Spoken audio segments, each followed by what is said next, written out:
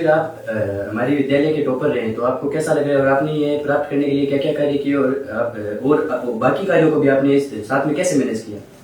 मेरी सबसे पहली बात तो ये है कि जो भी बच्चा पढ़ रहा है 10th की बोर्ड की तैयारी कर रहा है, उनसे ये है कि स्टार्टिंग में जो पढ़ाया जा रहा है उस पर फोकस करो और समझो बस चीज को। आपको ज्यादा याद करने की जरूरत नहीं पड़ेगी, फिर आपको ज्यादा पढ़ने की भी जरूरत नहीं पड़ेगी, तो इसलिए मेरे को ज्यादा लास्ट में मुझे पढ़ना नहीं पड़ा और मेरे अच्छे परसेंटेज भी आ गए। तो क्या आपको साथ में विद्यालय में अदर एक्टिविटीज भी कराई गई थी?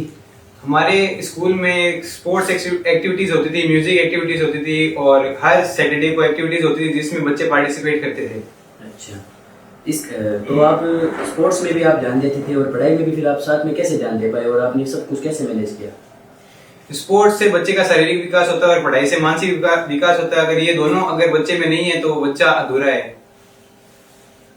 मैंने सुना है तुम्हारे पेरेंट्स भी हैं, उनका क्या योगदान था तुम्हारे रिजल्ट में?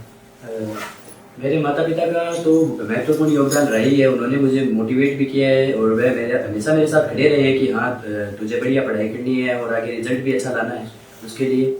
और उन्होंने मेरी हौसला अफजाई की, इसलिए मैं आज इस मुकाम पे पहुंच पाया हूँ। और आप उन्हीं से पूछ लीजिए कि उन्होंने मुझे किस प्रकार से मोटिवेट किया और मेरी हौसला अफजाई की। पहले तो आदर्श क्रिएटिव स्कूल के समस्त स्टाफ को बधाई देती हूँ कि उनके जो बच्चों के लिए उन्होंने मेहनत की है, उनके बच्चों को बहुत अच्छा फल भी मिला है। बच्चों ने बहुत अच्छी मेहनत की और स्टाफ का भी बहुत अच्छा उनकी मेहनत में रोल रहा है।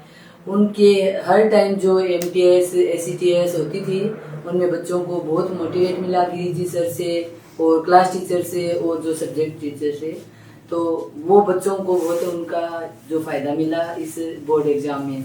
बच्चों का फोकस हमेशा अपनी पढ़ाई पे ही रहा और उन्होंने इसी पे ध्यान दिया कि हम बोर्ड में अच्छे मार्क्स लाएं।